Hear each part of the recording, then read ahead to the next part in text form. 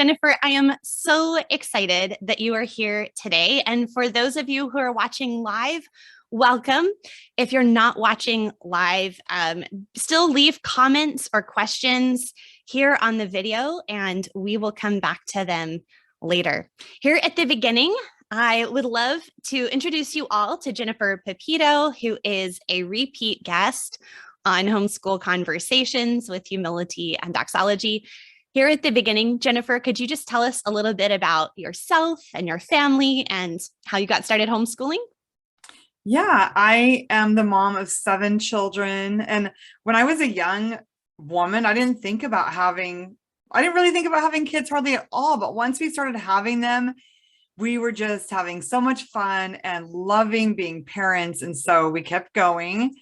And we've homeschooled from the beginning. I went to a Charlotte Mason Companion Book Club when my oldest was 3, and I found some Raymond Moore books at the same time. And so from the beginning, we've had this vision of having an atmosphere of learning and really loving learning with our children.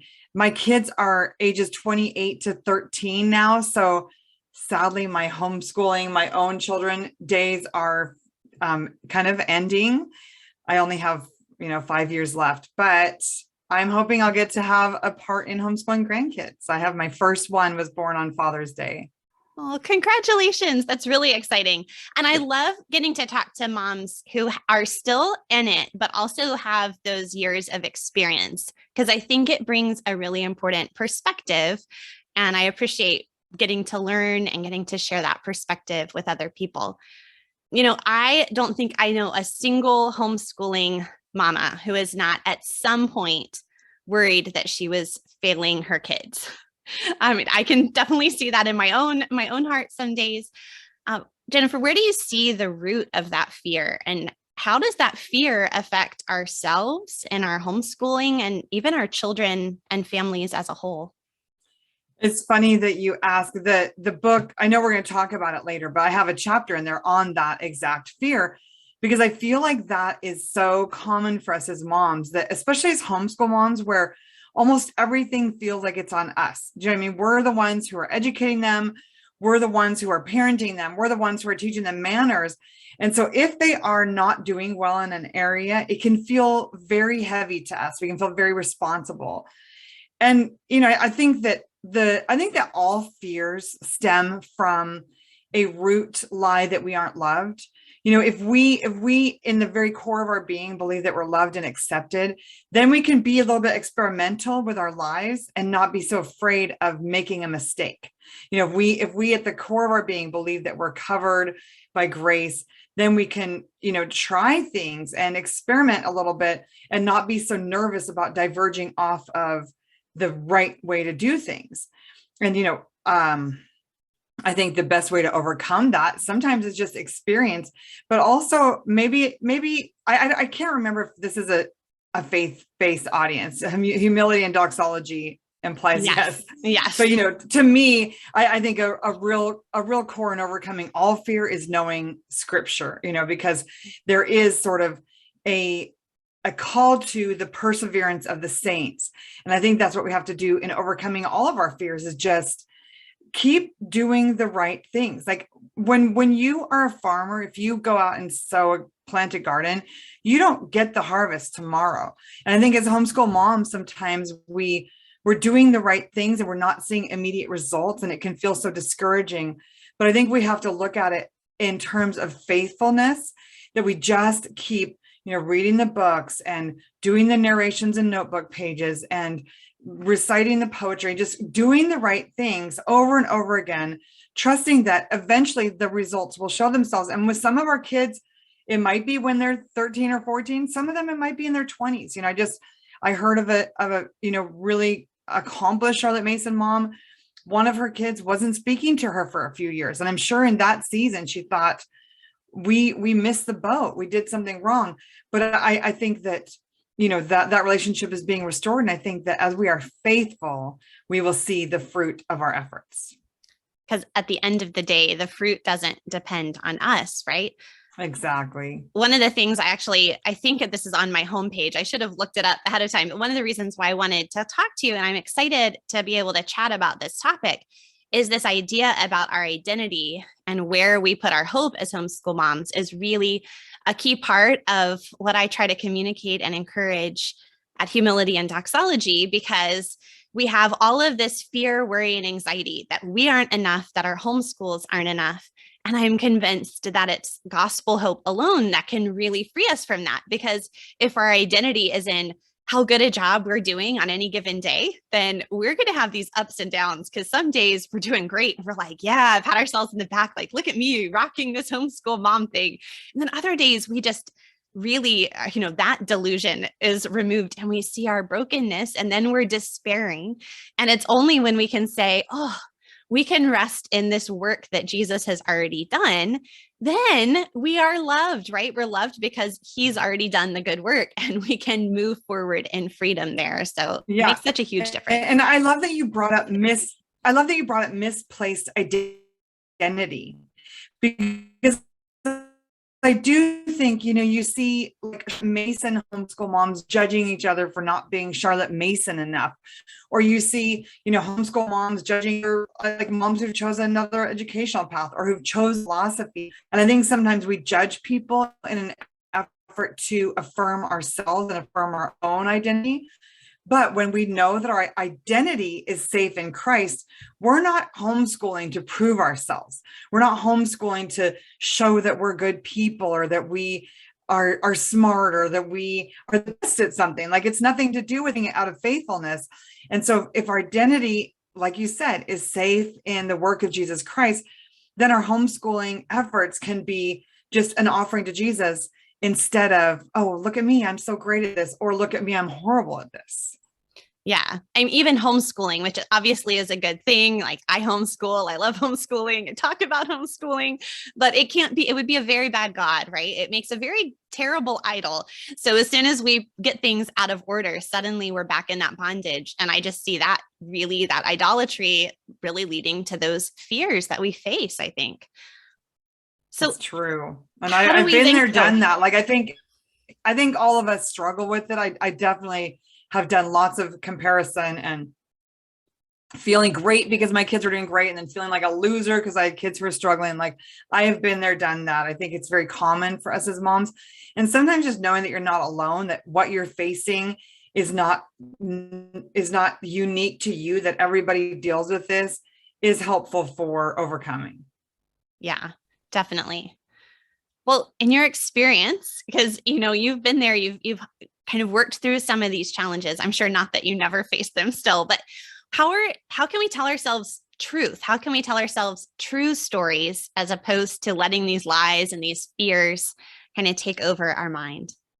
I think experience is a great teacher. And when we don't have our own experience, then we rely on story. And this is why I got so much out of reading out loud to my children, because I didn't necessarily have some of the experiences of, having children who were adults and who overcame some kind of challenge.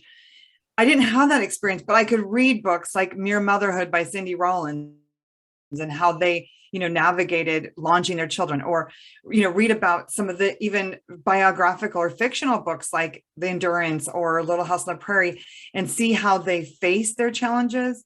And that gave me hope, because for me, like, at this point, it's really easy to be confident as a homeschooler. I mean, I know how much effort I put in, and how I would call my education of my children haphazard. Like, I love homeschooling. I love reading aloud, but I'm not a great math teacher. We really had to outsource when we got to a certain point. There are areas that I definitely struggle. And yet my children still, score high on exams. They graduate from university with honors. They do hard things. And I know that it's not just up to me, that it's, we've created a lifestyle of learning. And so I know the things that really matter, and I can focus on those, but it was definitely not something I had. I didn't have that confidence early on. And that's where I think reading stories of people who've gone before us can help us develop confidence before we have the experience. Well, and you see, it's not just that one thing, right? That one thing, that one math lesson that didn't go well on that one random Tuesday or whatever that defines, you and your children and your homeschool. And you can see that when you see people in the past who have had highs and lows, sometimes very close in sequence Right. to one another. And It really gives that perspective. And the other thing I've seen families who were so serious about homeschooling, like they were so into the academics and so rigorous about the academics. And then some of their kids are the most miserable, godless adults. And this is not up to us. Like I love how Cindy Rollins is constantly reminding us that we don't have control of the outcome. So it might have had nothing to do with the way they educated, but I think that when we let fear dictate our homeschooling and, we get out of balance, maybe more curriculum than connection, or more expectations than love, or more comparison than confidence. When we get out of balance, I think that it can hinder the results that we want, which are, in my case, my biggest goal at the end of the day is that my children love me and they love God. There are lots of other smaller goals, like can they provide for a family, and do they have critical thinking skills? But, I think prioritizing our expectations and our hopes is important too. Yeah. And sometimes it's like, we know that's true. We know that's our goal. And then you catch yourself acting towards your children or saying things to them. And inside your head, you're like, what are you doing? This is counterproductive. Maybe that's just me. No, absolutely. It is, there have been a few days where I'm like, I taught you better than this, like, especially with adults, because it is, it's easy. Like, I love it when parents of, 15 and unders write parenting books and like tell you how to parent. Like I'm saying, don't write a parenting book until you have grandkids. Like, if you want to tell people how to parent with confidence, wait till you have grandkids, because when your children are all under your home and you're providing for them, there is a certain level of feeling like, oh, we've got this down because they all look really good. But it's when they are out in their own homes and making their own decisions that the rubber kind of meets the road. At that point, are they paying their way? Are they having indoor house plants? Like, there's some things that I'm really excited to see my kids do. And there have been some times where I'm just like, dear Jesus, please help them make a good decision here. And, I think we sow the seeds early on and we trust the Lord for the harvest. Yeah. And that's where I remind myself too, that we each answer to our own master, right? They're not my servants, they're his. And so I answer for my part and they will answer for theirs. And I can leave that up to the Lord. Mm-hmm. Well, I think that homeschooling in particular, my friend Lena Sutherland says that homeschooling is parenting intensified. And I just love that, because it is all the parenting, but it's all the time in everything. And I think that nothing has been more sanctifying in my own life than the parenting, especially this intense parenting process. So I would love to hear from you. What are some of the lessons that you feel like you've learned over the years, parenting and homeschooling? How has God used that to change your own heart? Yeah. I think most definitely it's changed my heart by making me rely on him. I think early on as a mom, I thought, oh, I will do better than my parents and I will be a perfect mom and raise perfect kids. And, there's definitely a sanctification process where, in the first place, I had a child with special needs. And so while my first daughter seemed like I was a great educator because she learned things early and it seemed like I really knew what I was doing, the next one, still has speech articulation difficulties and there are difficulties. So right away, my pride in myself or my misplaced identity was broken.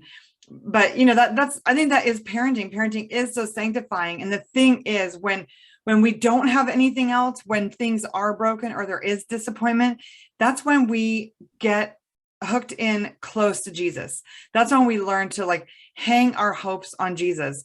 And so if everything was perfect, if you could just sail through parenting and it was easy all the time, I think that we would have less of a need for God. I was talking to my daughter yesterday about money and just saying, there's a proverb that says, let me not be so rich that I forget God, nor so poor that I am tempted to steal. And I think it's the same with parenting. And I love your, tagline, humility. It's like, when we think we have it all together and we're sort of relying on our own diligence or our own mastery of parenting, that's maybe when we're in danger of falling. And I don't think we have to walk around being so condemned either. I mean, we make a practice in our home constantly of forgiving ourselves and people who've offended us, because we have to stay in that kind of balanced place where we know that God is the author, we know that God is the finisher, we know that God is the potter.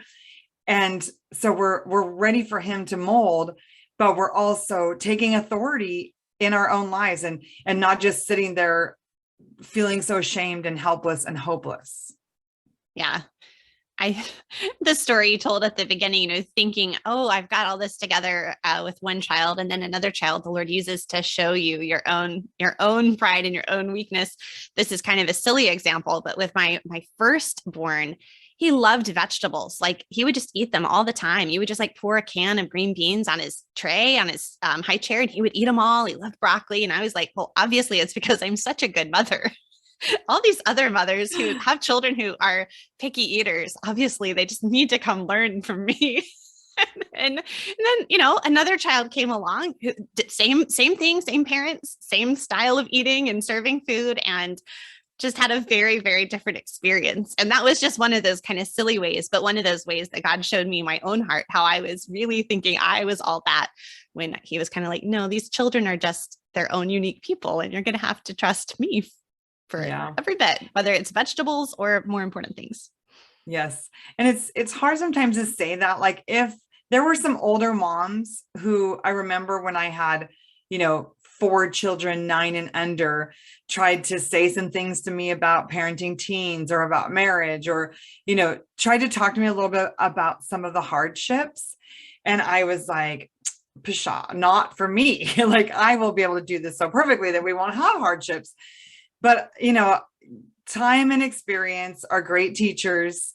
And the beauty of hardships is that they drive us closer to Jesus. And ultimately, our hope and our joy should be in him, our identity, our purpose, even our affirmation. Like, if I could have been a perfect mom, I wouldn't have needed Jesus, but I do need Jesus. And that is where the joy is. Yeah. And what a beautiful thing to get to model for our children, right? Because we're wanting to communicate to them how much they need Jesus. But if we are, showing them this heart that doesn't seem to acknowledge it in our own lives, they're going to learn more from what they see than from just what we're saying to them.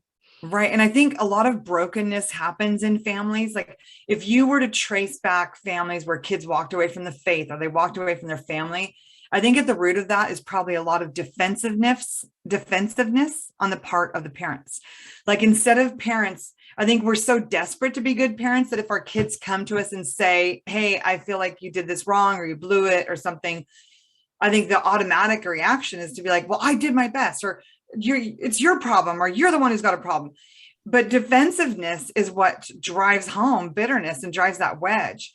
But I think as parents, when our children do call us on something, especially as they get into those older years, because our little kids are not necessarily going to say, Mommy, I hate it when you yell at me. You know what I mean? They don't have the confidence or whatever it is. But as they get older, if we've made a habit of bad behaviors, they're going to call us on it. And if we can humbly say, oh my gosh, I did that and it hurt you, and that breaks my heart that I brought that pain into your life, and it's my desire to change my behavior.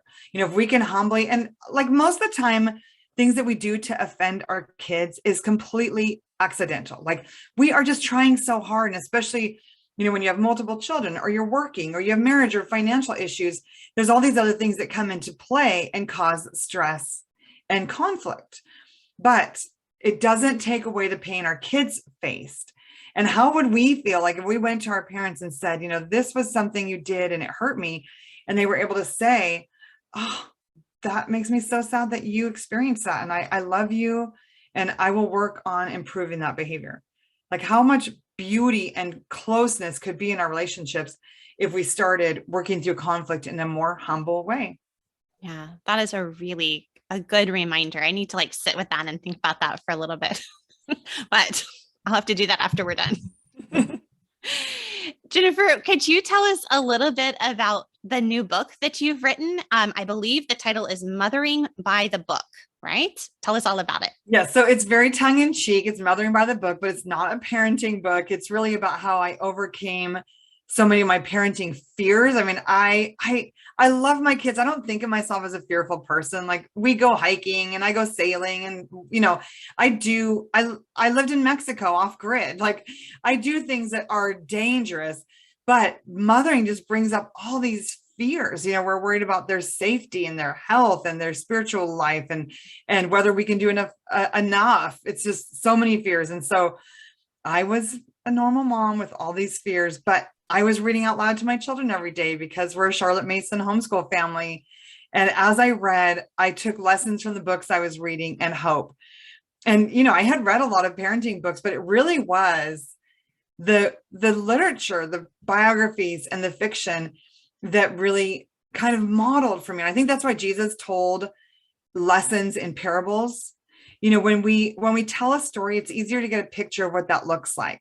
But when you have some expert saying, this is how you should parent, and then you find out later that, one out of his two children don't even speak to him, you're like, well, I don't know. I mean, it's better, I think, to see it in a story and see the normal human relationships. Like some of these stories, the Bible and these stories, everything is not perfect all the time, but you see a mom like Ma Ingalls where they're in this terrible snowstorm and her husband's missing. And instead of just falling on her bed and crying, she plays a game with the kids. And it helped me see how I could be brave during adversity, or a book like Cheaper by the Dozen, where they have 12 kids. And I have all these fears about how can I manage my 7 kids. And this family has 12 kids and they develop all these systems and habits and routines. And, I've read books on habits and I've read the like Laying Down the Rails and some of these books, but reading it in a book where it was kind of demonstrated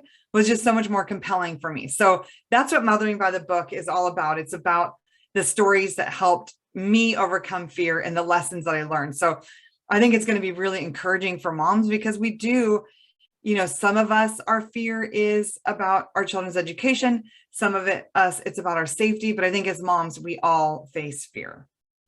Well, I can't wait to read it. When does it come out and where can people get their own copy? Yeah, so it ships on August 2nd, but you can pre-order now through my page, motheringbythebook.com.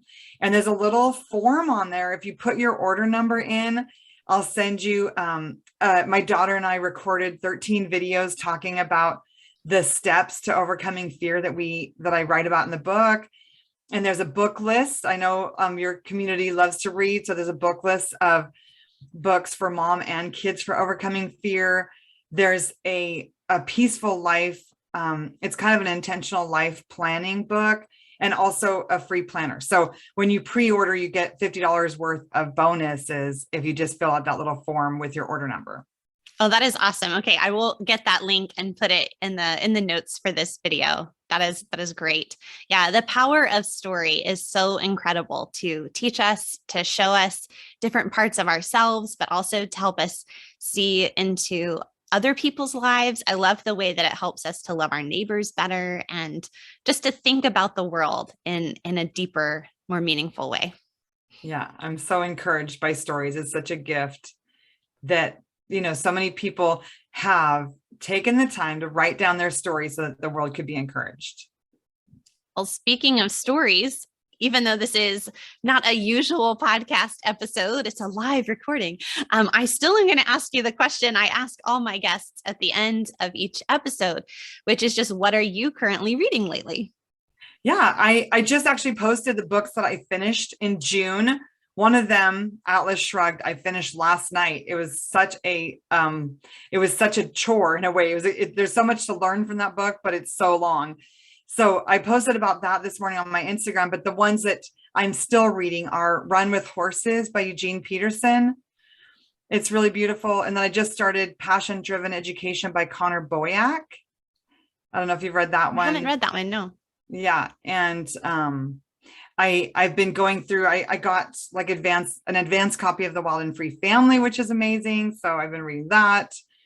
I frequently do an Instagram story with all the books that are on my nightstand because I'm a little bit of a book junkie. So if somebody posts about something on Instagram, I'll tend to read it and stick it on the nightstand and at least give it a try. So yeah, the two that I'm really especially enjoying right now are the Run with Horses by Eugene Peterson. And then I just started that Connor Boyack one this morning. But yeah, there's a book highlight, and then I just posted about the 5 I finished in June, which were also fantastic. That's really fun. Yeah, I love having several books going at a time because you never know what mood you're going to be in.